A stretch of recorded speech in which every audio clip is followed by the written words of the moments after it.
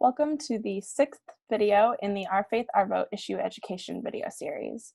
The United Church of Christ Our Faith, Our Vote campaign is designed to equip the faith community for nonpartisan engagement in elections through voter registration, issue education, and voter empowerment. We hope you'll use this video and others in the series to get informed about the issues at stake in the elections, issues that our faith calls us to address. In this video, we will discuss the topic of gender and sexuality justice with the help of our Minister for Sexuality Education and Justice, Amy Johnson, and a panel of faith leaders well informed in this issue area. Amy, will you start us off and introduce our panelists? Thanks, Jesse. And again, I want to thank all of these panelists for being here today. I really appreciate that you are here. I am Amy Johnson. I am the UCC Minister for Sexuality Education and Justice. And I would really love it if each of you would say a little bit about who you are and what you do. Rena, will you start us off? Sure. I am Reverend Rina Ramos. I work for the national UCC setting as the national coordinator for Proyectos Gracia y Bienvenida, which is a program funded by the Carpenter Foundation to create inclusion of all LGBTQI siblings and churches that haven't yet opened doors to this community, and also to create inclusion of Latinx community within the ranks of the UCC churches. And that I do on a national level, but I'm also a pastor at a local level of a Spanish-speaking congregation called Ministerio Latino in Oak, California. Thank you, Rena. Naomi? Hello, I'm Reverend Naomi Washington Leapart. I am based in Philadelphia, Pennsylvania. I work as a part of senior leadership of city government as the director for faith-based and interfaith affairs. I'm also a minister affiliated proudly with the Fellowship of Affirming Ministries under the leadership of Bishop Yvette Flunder. And lastly, I would say I'm also a teacher. I teach as a part of the faculty of the Theology and Religious Studies Department at Villanova University. Thank you, Naomi. And Loie? Hi, I'm Reverend Loie Powell, and I am retired from ministry in the United Church of Christ. I served in the national setting most recently before retiring, working on justice for women issues.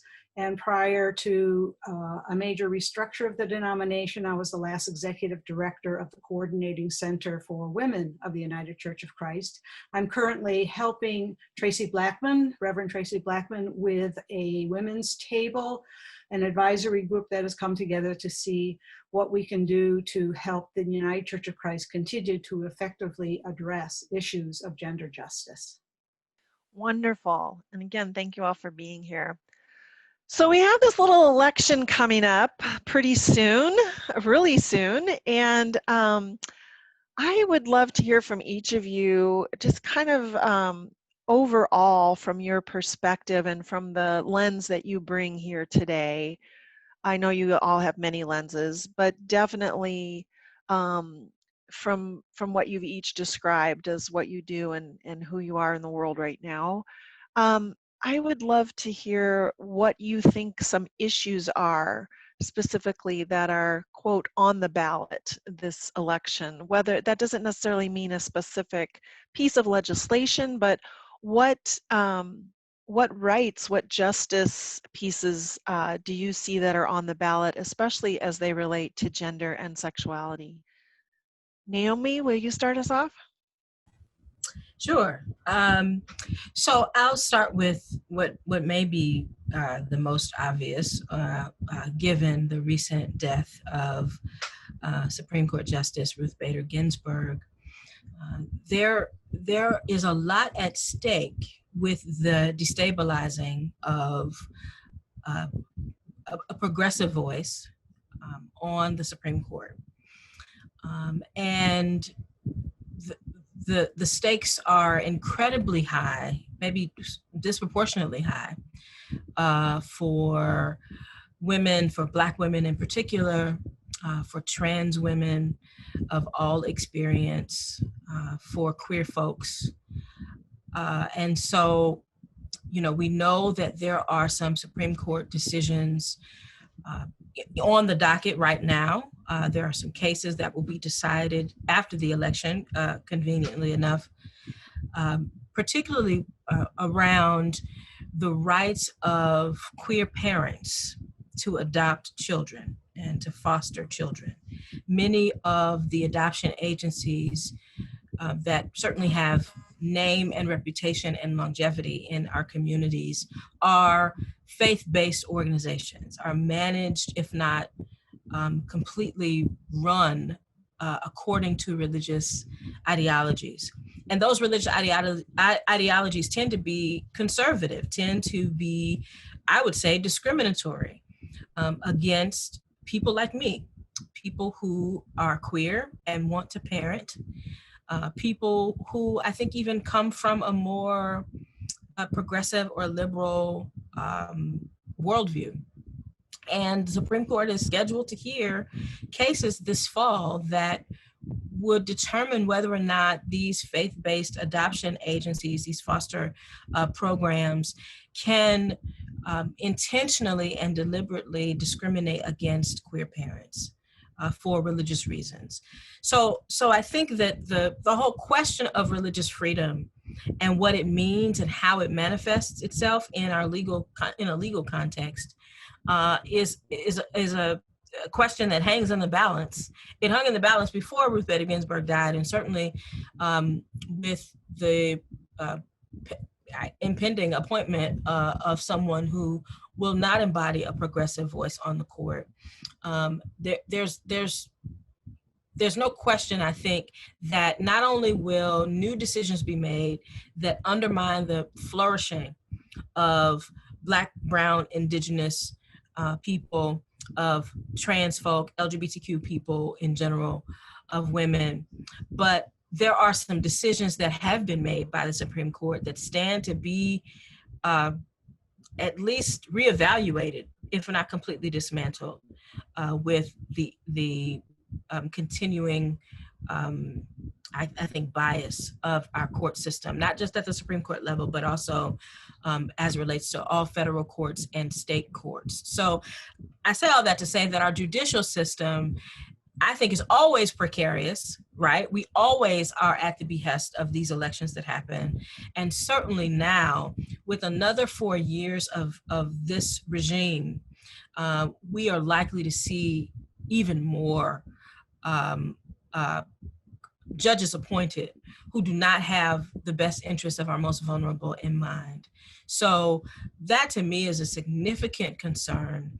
And it should be on our list of things to watch with vigilance, not only on, in the weeks leading up to this November general election, but all the time. Judges are always being appointed in the smaller, quote unquote, elections that happen between presidential ones. So we need to pay attention to what's going on judicially. Thank you so much. While you were speaking that, especially during that last part, I was thinking about how I saw John Legend speaking recently, and he said this, to me, it was just so profound. I don't think it'll be surprising to anybody in this group of people. But what he said was the justice system is not broken. It's actually functioning how it was intended to function. So the importance of that, and the importance of us realizing that that is always on the ballot, whether it's a local election or a regional or state election, or whether it's a federal election, those are always on the ballot. And that's something that we as people of faith need to really keep in mind when we're voting. Loie, do you have something to add there? Yes, it feels like everything is at stake in this election in so many ways. I would certainly echo what Naomi has said, and there are issues like healthcare and decisions that can be made by the judicial system that could eliminate contraception from being covered from healthcare, that could cut out trans people receiving medical health insurance and care. All kinds of things like that. How is it we assure that people who have pre-existing conditions are covered? It almost seems like being born is a pre-existing condition, because we're all going to die someday and something's going to happen, but people want to limit all of this in this profit-making world, medical world we live in. How do we assure that Black women and other women of color do not have as high infant mortality rates and maternal mortality rates as they have now? How do we do that with a healthcare system that could address these issues, but it won't unless the people who are there making legislation believe that this needs to happen. So I care about that. I care about what's happening to families on the border and immigration issues, that women's uteruses are being taken away and why, by whom, and who's making those decisions. The cruelness of what has been happening is just heartbreaking in so many ways. I care about public education and access to affordable childcare for all families. And as Naomi also said, LGBTQ rights, civil rights, human rights, so much could be set back by the judicial system, but also by legislatures in our states as well as our national Congress, if we don't get people there who understand and care that they are supposed to be representing everyone in this country for the common good. That's just the tip of the iceberg. Thanks, Loie. Appreciate that. How about you, Rena? What would you add for us? Sure. The list that has been outlined actually on the issues is very extensive, and it's not much to add. Immigration policies, of course, is very close to my heart. I'm an immigrant myself, and the atrocities I have seen happening to asylum seekers, the reduction of refugees that can get into the US is something that really alarms me.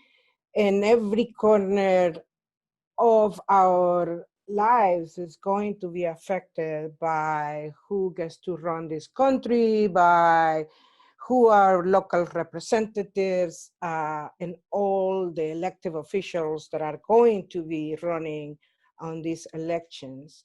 And I think our civil liberties are at stake too, the way we protest in the streets, the way the federal government control our right to free speech, our news, our free expression is being controlled, the way the church and the state should continue to be separate entities and bodies of forming their own decisions is also going to be part of what's at stake here.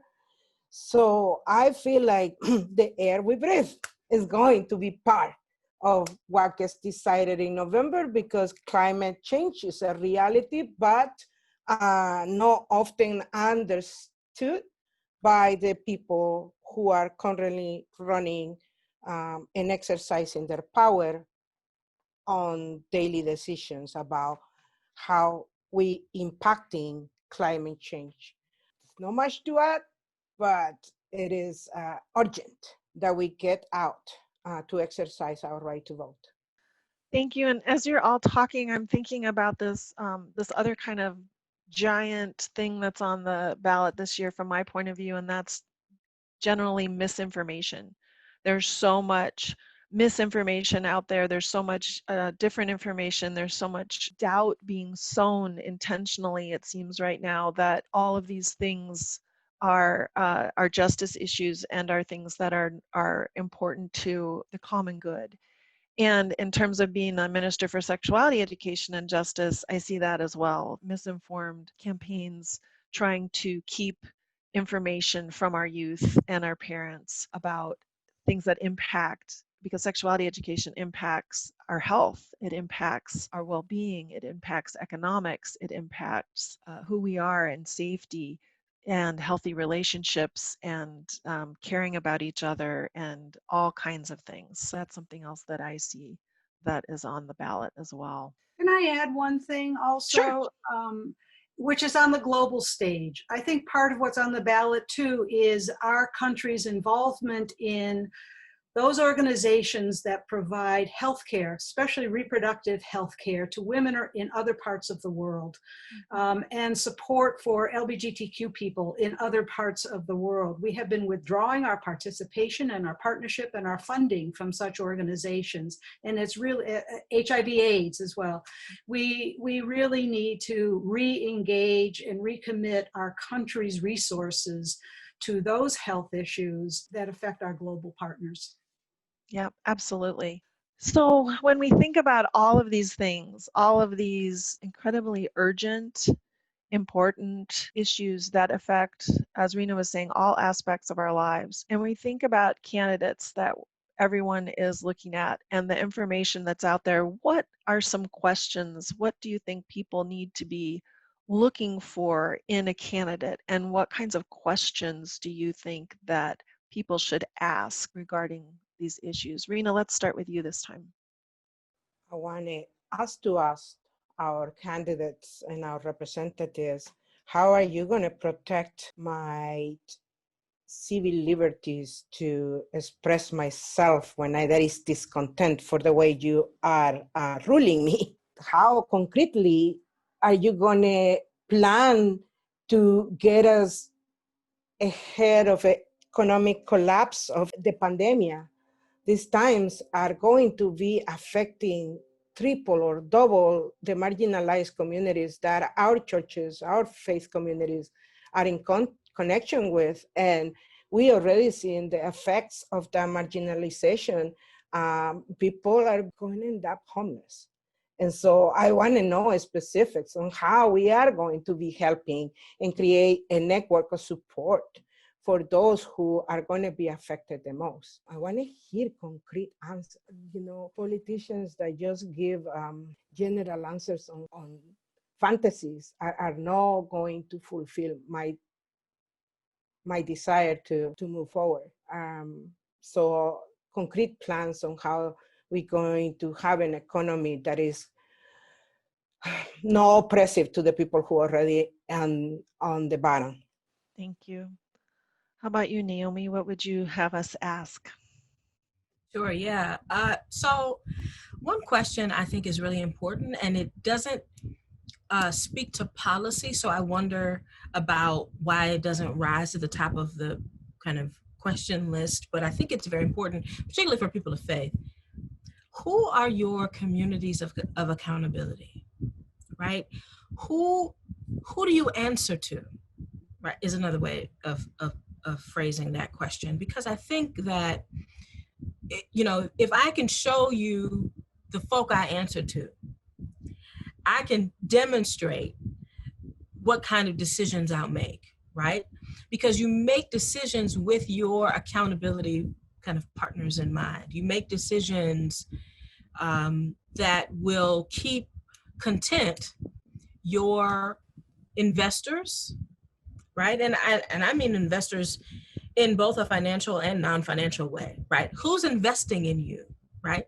Who put you there, and who's expecting you to follow a kind of agenda that has been laid out by that particular community. So I want to know who you answer to. I want to know the phone calls you always take. I want to know who is present in your community of accountability. I think our elected and appointed officials need to answer this question honestly and candidly and frequently, right? Because communities of accountability change. And then when they answer the question, if they answer the question, right, that's one of those, you didn't prepare the talking points for that question. When they answer the question, we need to then interrogate those communities of accountability, right? Are they going to say that the trans women in my life are part of my circle of accountability, right? I answer to them. Are they going to say that the people living in poverty are part of my community of accountability? Are they going to say that those disenfranchised and communities that we have historically disinvested in are my investors? They put me here. They've subsidized my ability to be here in leadership, right? You can tell a lot by the record of accountability that people hold. So I think that's a question that raises the moral stakes of this conversation, and more people of faith then need to be concerned about this notion of accountability. Beautiful. Loie? I really agree with that, Naomi, and also would want to ask them to give some specific experiences they have had of bringing people together from diverse backgrounds and opinions to work through a common problem together, to come to a solution that works for everyone. Are they committed, even though they may have been elected by a particular party or represent a particular party? When they are elected, do they realize that they represent all of the people in their district or their state or their country, and not just a particular special interest group? And how will they live that value out in office if they are elected? There are also some very specific questions I would want to ask. Will you assure the future of Social Security?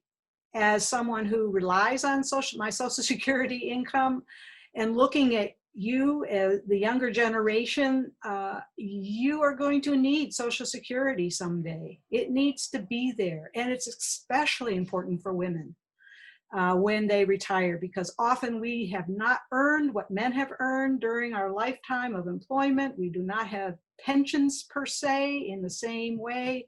And that Social Security benefit is going to be absolutely critical. Will you support the expansion of Medicaid for all and Medicare? Will you protect that and those programs, because they're key? Do you support a living wage? So I think that there are things that affect the lives of women that will be really key. And also, as a lesbian who is legally married, because SCOTUS has given same-sex marriage legality, and we can be married anywhere, will you protect all of our rights wherever we go, so that our lives are as safe and secure as anyone else's life in this country? Are you committed to doing that? So there are some specific questions I would like to ask candidates. Those are really some fantastic, fantastic questions. And I think that all of us can benefit from taking the time to actually ask them, call up our candidates, or write them, or find a way to actually engage. I think that that's really important, and I know that that's part of what this issues education platform is about, is to help people find some different ways to be engaged. So the next question, that's kind of our final question for you all today, is what do you see your faith requiring of you in regards to voting and these issues that we've brought up, which are a ginormous amount of issues that are very, very pressing and very encompassing. So what do you see your faith requiring you in terms of voting in this election around these issues? Loie, let's start with you. Well, it's such an interesting question because, our religion does not require us to vote. It's not something that is there in the tenets, and the things that we profess.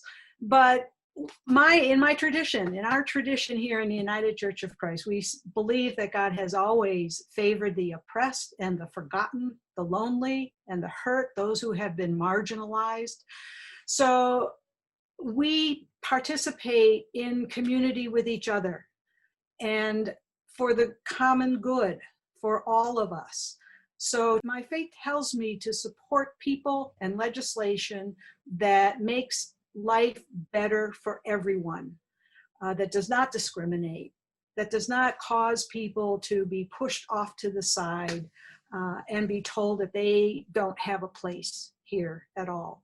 So my faith tells me that. It also tells me that other religions are as honorable as my own and need to be respected, that my understanding of religious freedom is not that anybody gets to impose their religious values on anybody else. There are also a lot of people who are atheists who don't follow any particular religion and don't believe in a God or any divine being, who have the same kind of values that many of us have, who believe that we are here as human beings to live in community with each other, to support each other, to not exploit one another, and not support systems that exploit either. So I think looking at policy and looking at candidates from those lenses helps me make some decisions about how I am going to vote, and I feel an obligation to vote. I don't think that not voting is a form of protest that I can support. It may be sometimes, but way too much is at stake right now, that I think we need to say, I'm putting myself here. I have voted, I participate, and I have a voice, and I'm going to use it. So, Thank you. Rena.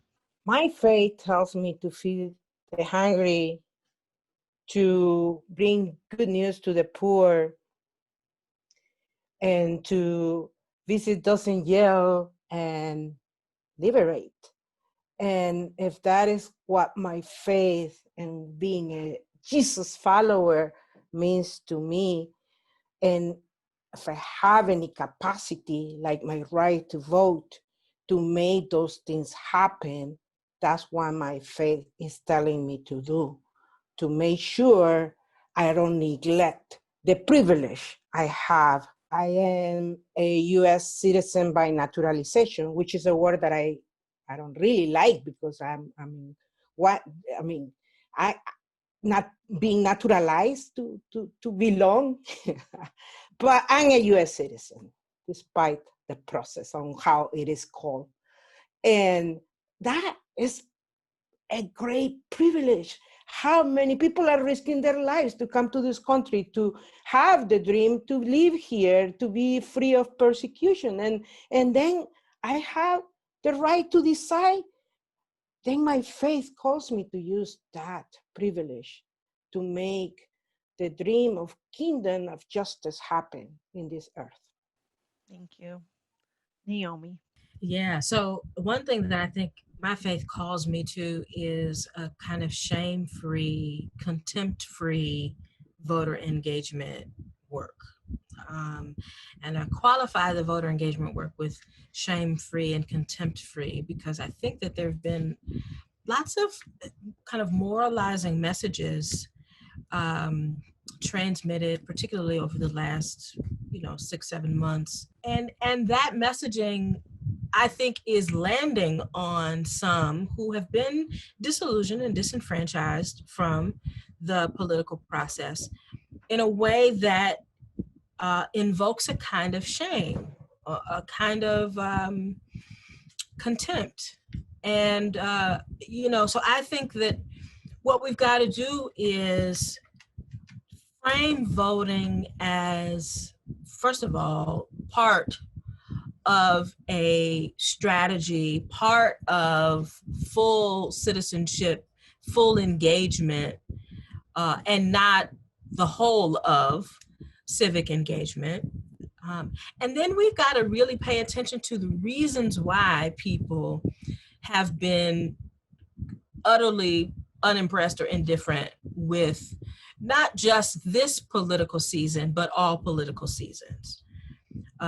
Some of it is logistical, right? Who's gonna, I can't get to my polling place. I don't know where my polling place is. The voting process has been made so convoluted that I simply don't understand it.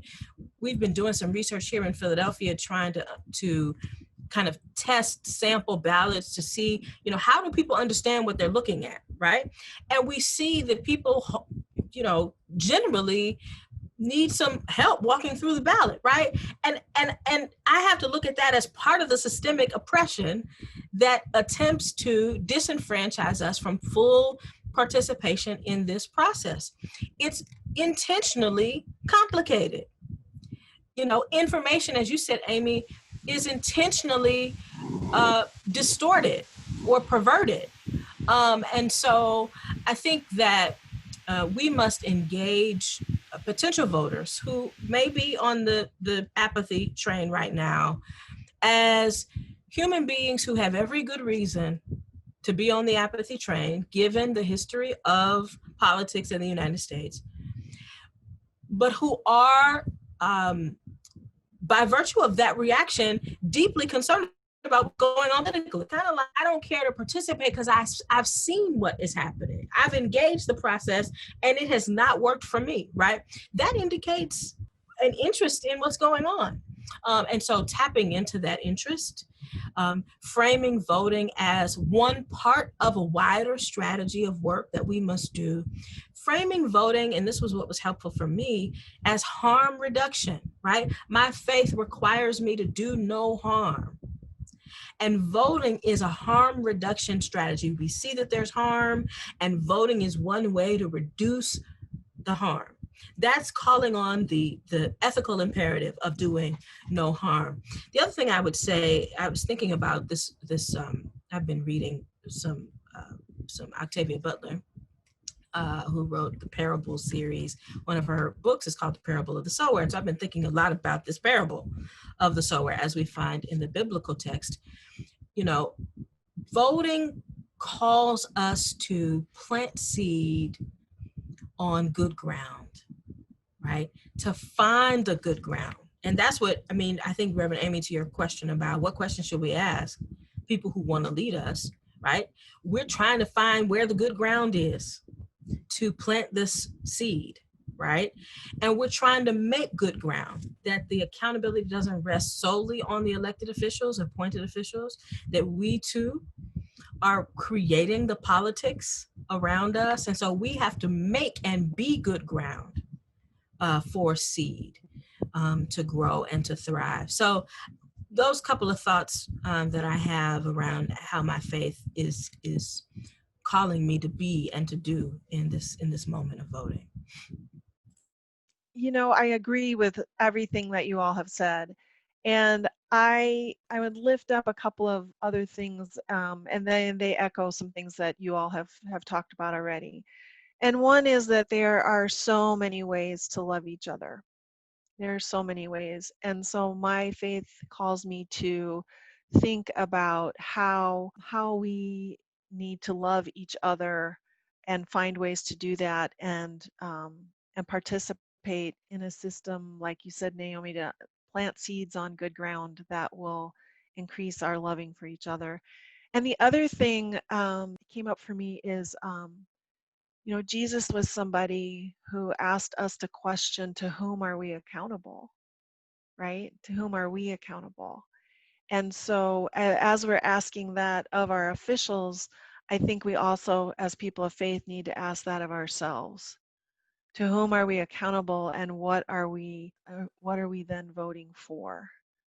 What are we wanting to bring forth and create? What is the next step in God's kingdom right here, right now? And here's where we're going to pause and say, hi, Cantina. So we started out with introductions. So if you are willing to introduce yourself, how you would like people to know you on this webinar, that'd be great. Okay. I am Reverend Cantina Washington Leapart. I live in the Philadelphia area. Let's see, I am a free agent. That's what the word I'm using to describe myself these days. So I'm a freelance writer, consultant, public minister, mom, spouse. So yeah, and I'm excited to be here and to share my thoughts.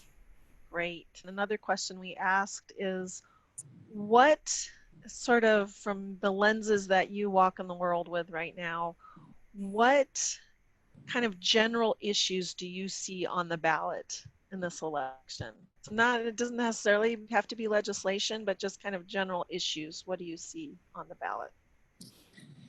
Yeah, so in terms of the identities that I inhabit in myself and in this world, I'm concerned as we go towards this election season with a number of different things. I was just having a conversation just before this one about this pandemic and the impact that it has had, particularly on parents who are trying to balance both working full-time and trying to maintain their children in an e-learning format.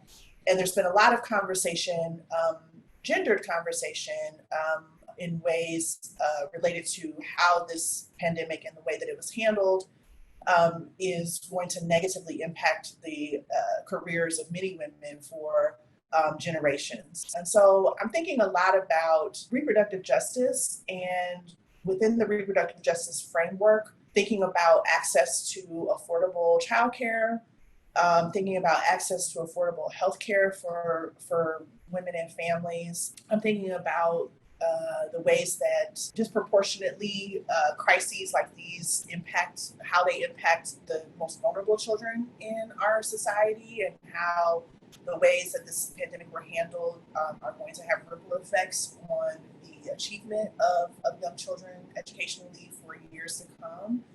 So as I make my way to the ballot this November, I am doing so with an eye toward children, women, children, and families, and what those folks who we will be casting a vote for, how they might be speaking to or not the specific concerns that women, children, and families are experiencing all the time, but definitely within the last 7 months of this pandemic. Thank you. So as you say, as you're making your way to the ballot, then another question that we asked was, what do people need to be looking for in a candidate that reflects their values on these issues, and what kinds of questions would you ask them? You tell us to ask them. So I would say that when you're making your considerations about who you're going to be casting your vote for this November and beyond November, is to really do the work of, and sometimes it's complex and time consuming, of the research around what the candidates have said and what they actually have done. So what is their voting history if they are in a position where they have already been in politics? What do their community members have to say about the work that they've done if they're a local candidate from a grassroots perspective? I do think that obviously politics does have some level of requirement for folks to sort of overpromise often in order to get some of the momentum behind them. But I think that we as voters have a responsibility to hold people accountable to not doing that as a practice. And if you can do more than what you said in your campaign, great, but to not make overpromise and underdeliver, so to speak, once you are elected. I think our candidates owe it to us to be the people that they say that they are. And I don't mean that from a purity perspective. Nobody is perfect. And I think that looking into purity politics as the way to go, especially in this particular election season, is not going to be helpful. But I do think that there's a difference between being just anti everything that is good, of good character and of inclusion, versus someone who has some growing edges. Someone who has some areas that they need to be pushed on, someone who has maybe made some missteps in the past and has atoned for those and has learned and grown from those, versus someone who is invested in the harm of real lives and real communities. Great, thank you. And then our grand finale question is about faith and what your faith calls you to do regarding voting and these issues. Yeah, so I think that Naomi talked about it a little bit earlier.